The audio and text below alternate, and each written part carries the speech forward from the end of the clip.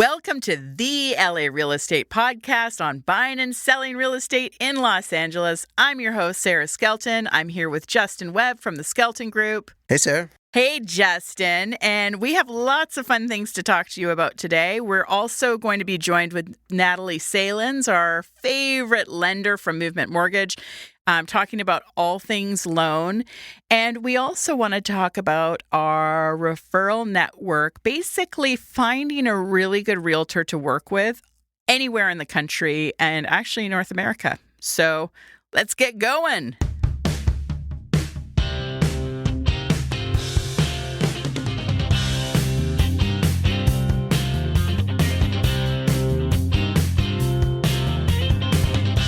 Justin, how's it going? Things are good. Things are good. You've been doing a lot of showings lately. Yeah, always running around. So what are you seeing as far as inventory versus what people are looking for? Do you feel like inventory is really low? Do you feel like we've got a little bump? Still pretty low. It changes week to week. We'll get little bumps here and there, but generally I would say inventory is low. A lot of people are holding onto their mortgages. Yeah, and that's really protecting the market in Northeast LA, especially. If anyone has bought within the last probably 10 years, at some point they've likely refinanced to a very low rate. Right, and they don't want to give up that rate. In fact, we have mutual clients that are out looking to buy a house, not interested in selling their old house. That's unusual people. That's usually they would sell their old house, and bump that into the new house and to have a real upgrade. They're really struggling to get a house that they can afford while keeping their old house that meets their needs that they can afford while keeping the old mortgage, which just is not on the table to get rid of. Yeah, it's very tough. I mean, nobody wants to sell when they've locked in at a 2.5, 3% 30-year fixed mortgage. Even 4%. I mean, the mortgage rates were so low, and we did warn people over and over and over that they were almost like ridiculously low. They almost didn't make sense. They were so low, but of course that drove up prices as well. So it's all sort of a balancing act. Yeah, so right now people don't want to sell because they could rent out their place for more than their mortgage. So why would they sell? Which would be impossible to do today buying in this market. All right. Well, we're going to come right back and really talk about how you find a good realtor and what to be looking for. We'll be right back. So, Justin, we have an interesting market in LA right now. And something that I've heard is, hey, do I even need a buyer's agent? Can't I just write my offer through the listing agent and then just use them, and that'll give me the inside track, and that's a much better way to buy a house? I think that it's important to just kind of understand the mechanics of how a real estate deal works. If you're trying to save on that commission for a buyer's agent, is that even possible? Because it's sort of baked into the cake, right? You do a listing agreement, and they negotiate both what we call the sides, right? Sides of the agreement, the buyer side and the seller side commissions at that point, and the seller basically sets those rates. So for example, when we're selling a house as a realtor, we meet with the seller, as Justin just said, and the seller will say, this is the total commission that I will be paying. And out of that commission are both agents, the buyer's agent and the seller's agent commission. So Justin, what happens if the buyer doesn't have an agent? Well, that's what a lot of buyers will think, well, if I can, cut that 2.5%, 3%, whatever it is, out and keep it because I don't have an agent. Well, yeah, you probably can't, because you know what's going to happen? It's in the contract that total commission is paid into escrow, and the seller's agent is going to keep that Exactly. commission. So basically what happens when you sell a house, the total commission goes to the listing agent's brokerage if there's no buyer's agent. And then the brokerage gives a cut to the listing agent. Now, if there's no buyer's agent, the listing agent would get both sides of that. This is not renegotiated later. This commission is negotiated when the listing agent signs the listing agreement with the seller. So it doesn't get changed later. So if you are a buyer, working with the listing agent does not mean that half the commission is saved for the seller. That's not how it works. Right. So then what would be the reason that you wanted? Because in California, it's one of the few states that it is legal to, quote unquote, double end a deal, right? You can have dual agency, what they call it. So you can represent the seller and the buyer. But when you're thinking about that, the seller has known that agent longer than you've known them, right? Right. By the very virtue of they signed the contract before you saw the house. So their relationship might, be 2 months longer. It might be 5 years longer. They may have sold them that house 10 years ago. They might be great friends, right? So the benefit that you could theoretically get that people, I guess, who explore this are thinking is, I'll have the inside track because that listing agent is going to want to double side the deal. They're going to want all the money, and therefore they're going to want to help, steer my deal through. Right. And that's assuming that they're unethical. And then if you're assuming they're unethical, why would you want to trust them with the greatest, biggest transaction of your life? That's a really good point. I used to always say, would you use your husband's divorce lawyer if you were getting divorced, or would you want your own?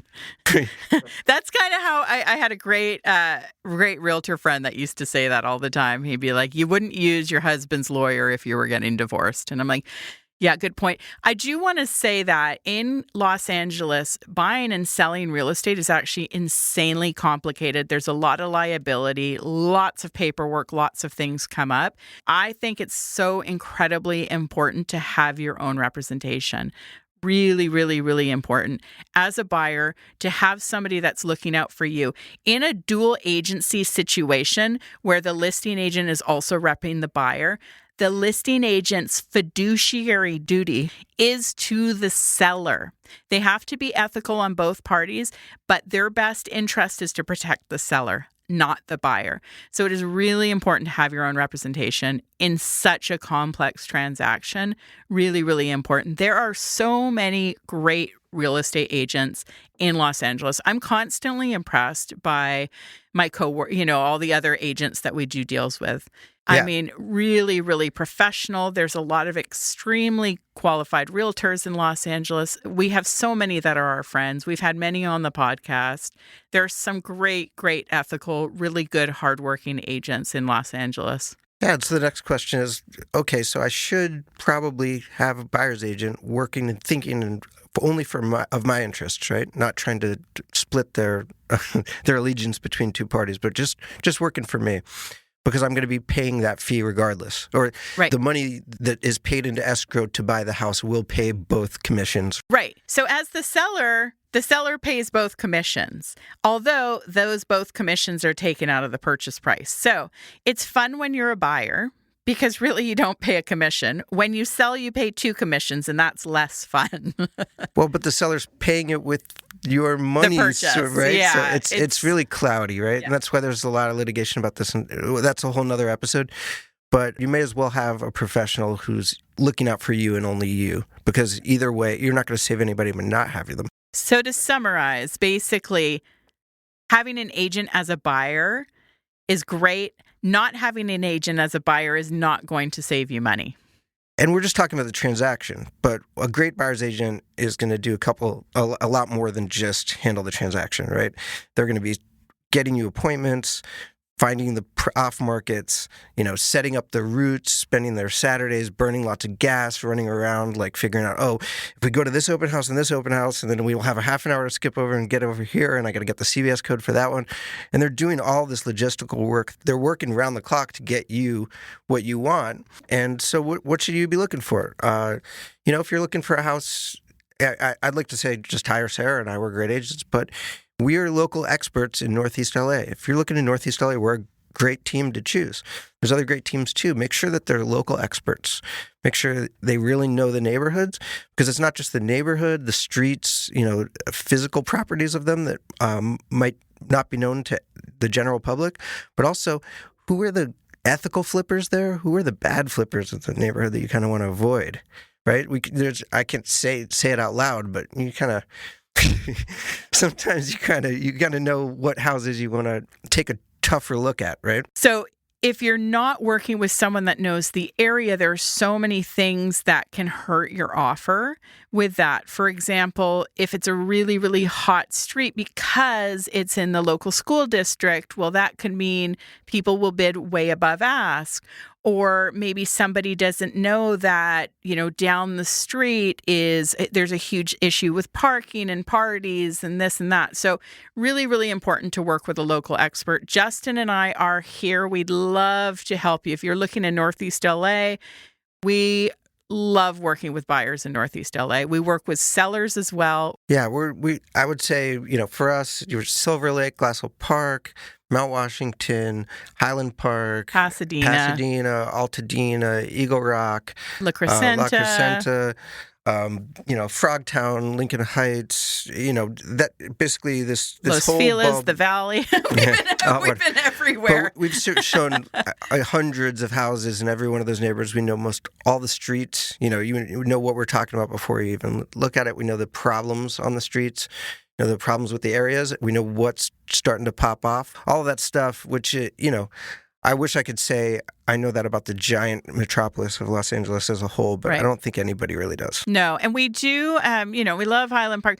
We do have a lot of friends that work on the west side and deep in the valley. We do work with buyers in the valley, but on the west side, it's just logistically, it's too hard with traffic going out there constantly.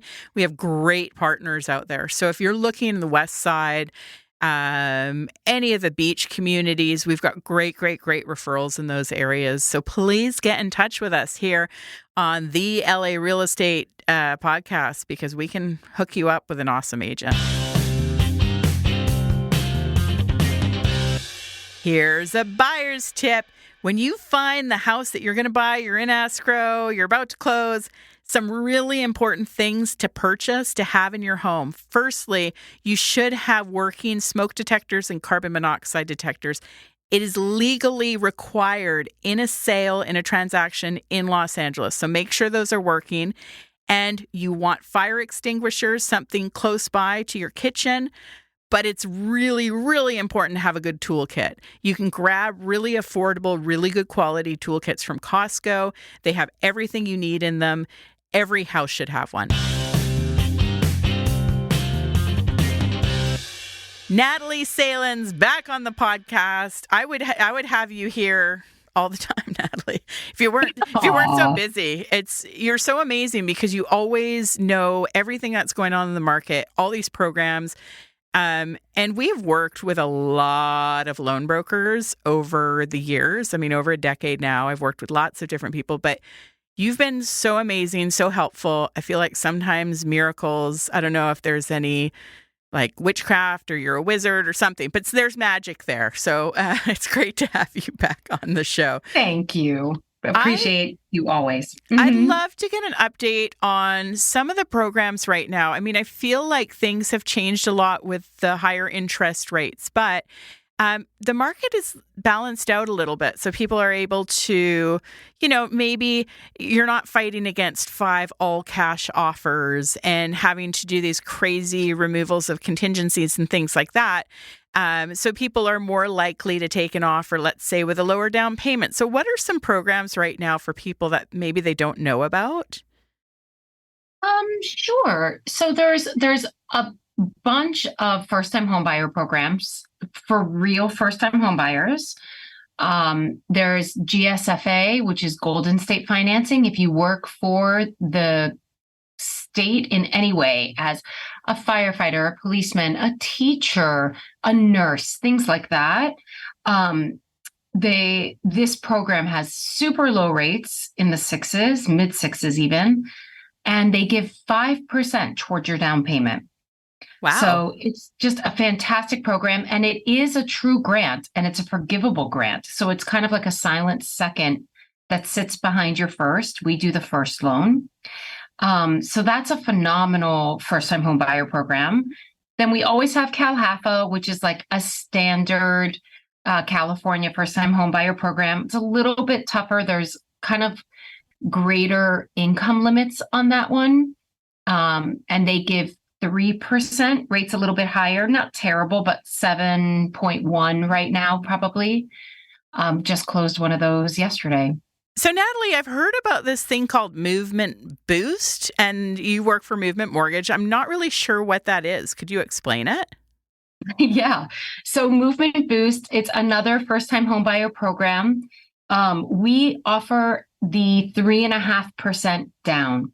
So it's a 0% down purchase. It's basically 100% financing. So we give you the first loan at 96.5 and the second loan at 3.5% plus 2% in closing costs. Wow. So it's a pretty cool, and it's FHA, so the rates are pretty darn good. The MI isn't horrible. Like all of it's a great program. So it's really a 0% down program through FHA, but Movement gives you the second loan. And what type of limit would that be on for purchase power? So good question. So it is at the standard conforming limit of 726 for the loan amount, right? So it's like you could get into escrow at 760 and then we give you both the first and the second. I mean, that's actually great for high income earning, buyers that maybe don't have huge down payments. Absolutely, which are a lot of LA. Really? I mean, Right. really and truly, it is a lot of LA. And then as people wrap up the year, we're getting closer to the holidays at the end of the year. And this is what drives me crazy every single year is people put they're looking for a house on hold. And it's always when you get the best deals is October, November, December, sometimes January. So, Natalie, you never take a break. You never take a break over the holidays. I know. I remember one year in December, I feel like we closed like 5 deals within the first couple of days of December. Mm-hmm. I remember, I think 3 of them were like a 16 or 17 day escrow. Like we closed them in 2.5 weeks. It was like magic because you got all these people into their home before Christmas, and it was really amazing. Thanks. Yeah. And it was actually, I love my November, December escrows because it is this like holiday feeling. There aren't as many. And the most of the time buyers, again, they get a little bit of a better deal if they can stick with it during the holidays. Yeah. You know, what's funny is actually it's a perfect example of that is one of the gals that you closed a loan on for that we bought in December. I can't remember how many years ago. It wasn't a lot. Is now actually reselling or thinking of reselling and has equity built in her home. So now she wants to upgrade a little, have a bit of a bigger house. So it's a perfect example of not waiting. Don't wait. Start now. That's right. At least start looking now because you can see a bunch of houses and not buy, but you're not going to know a good deal unless you actually are actively looking. It's true. So It's Natalie's true. information is always on our podcast notes, Natalie with Movement Mortgage. She's amazing. If you want a connection, just reach out to us here on the podcast. We'll make sure we get you connected to Natalie. Natalie's actually, we've gotten some great clients from the podcast. So we know that you're That's out there true. listening, which is amazing. And it's always incredible when they call. They're like, I heard you on the podcast. I'm like, that's amazing. Well, there's so much great information, and we all know that during the escrow period. So after you place an offer, it gets accepted, we open escrow. It can be 30 days, sometimes less. There's so much going on. There's so many moving parts. And this is a really good way to get educated before that happens. And it's so much less stressful when you sort of know what you're doing Exactly. as the buyer. Always. Right? I always say whenever you pre-approve somebody, yes, they're ready to buy a home, but it also gives them like peace of mind in understanding what it is you're actually looking at. Exactly. There's like a confidence level that comes along with being pre-approved and understanding the numbers. And knowing what that means for your payment. So the pre-approval is basically a letter from a lender that is saying what you're qualified for. So at what interest rate, what your payments would be, how much you can afford. And it's so important to know those numbers because it really does, it matters. And really you shouldn't be you should be prepared when you go to look at homes because if you aren't, you will find your perfect home. Offers will be due the next day. You won't be able to get your pre-approval in time. and then you lose it. So some of our best buys for our clients, and we here at the LA Real Estate Podcast, we're obsessed with good deals. We really are. We don't talk our clients into buying really overpriced houses. We really try and get our clients to see through that, to buy something that is a good investment. And part of that is getting a good loan product. And that's why working with someone like Natalie is so important. Yes. Well, thank you, Natalie. Thank you so much for coming back on the podcast. I'm sure you'll be on our next episode as well. You're the best. And yeah, we always appreciate your insight. Here's a buyer's tip. It is so important to get a will and possibly a living trust. Right, Justin? I wish I could say I've done that. Justin! I know, I have a baby now. We have to follow our own advice. It's really important, really, really important to talk with an estate planner, set up, have your will done, and possibly set up a living trust. You might want to set up the living trust before you buy and buy in the living trust. Really important conversation to have, so don't put it off. Because remember, it's Murphy's Law. If you have a will, you will never die. I know that a lot of you guys are out there listening in a variety of areas, not just Los Angeles. And really interesting, we have listeners that are overseas in Asia, in Europe. It's really fun to look at the little Spreaker map and see where people are listening. So hi, all around the world, hello.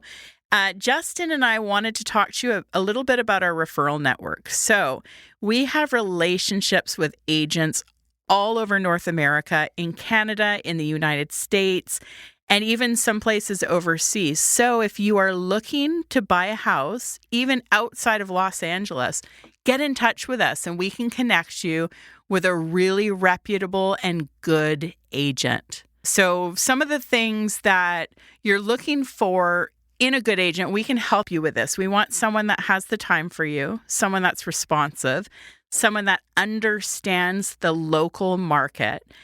Really, really, really important. And we're really in a juggling place right now with our market. We have interest rates have gone up quite a bit. Sales prices are still quite high. So you do have still multiple offer situations on some properties. And strategy is really, really, really important. Justin, can you talk a little about some of the things you're seeing with multiple offers and how you figure out with someone, let's say they love a house, they want to place an offer, we know there's multiple offers. How do you help them not overpay? Sometimes some houses, if you want to win it, you're going to have to overpay.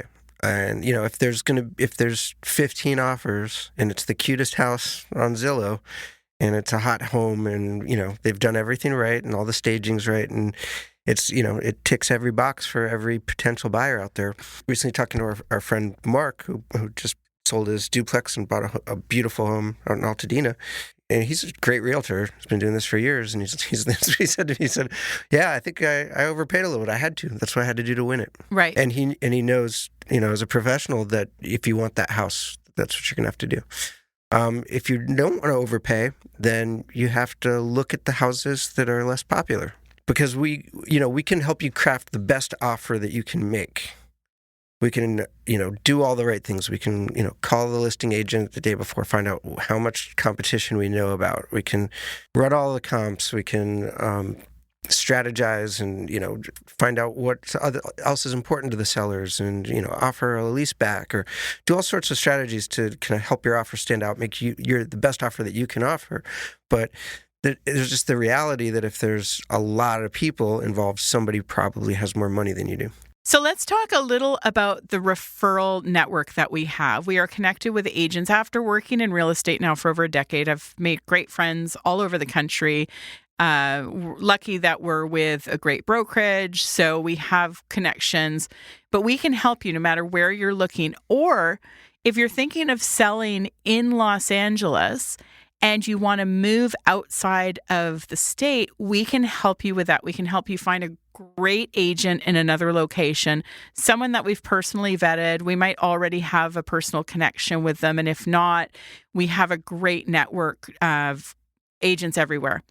And so we'd love to help connect you. And sometimes it really is helpful to have someone that's already vetted. Often you're in a rush, you're in a hurry, you just want to work with someone good, and we can help you with that. So reach out to us on the podcast and send us a message, a Facebook group, anything, and we can connect you. And for those of you looking for an awesome agent in South Florida, you may remember Sharon Ross, aka the amazing bass player for Vixen. We featured her on episode 25. She is an amazing agent and also an awesome bass player.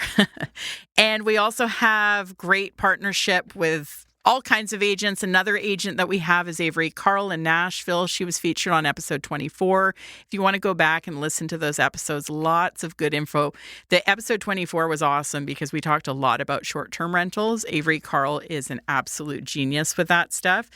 Both great agents, but just examples of some of the amazing partnerships we have with realtors all over North America. We've got an insanely good network. So if you're looking anywhere in North America, get in touch with us here at the podcast. Of course, if you're looking in Los Angeles, we would love to help you. We've got an amazing team. We're constantly expanding, and we would love to help get you into an amazing investment. And so you can build equity and build wealth.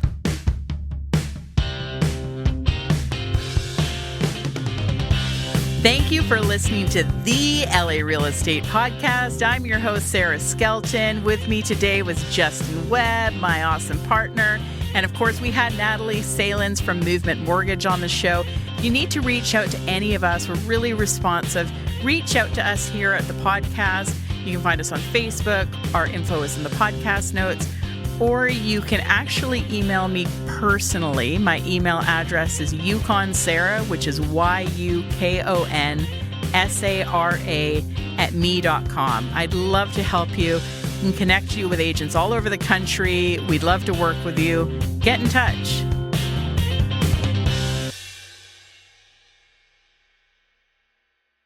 Here's a buyer's tip. One day you're going to die, so you need a will. And that day might come sooner than you planned, so you need a will.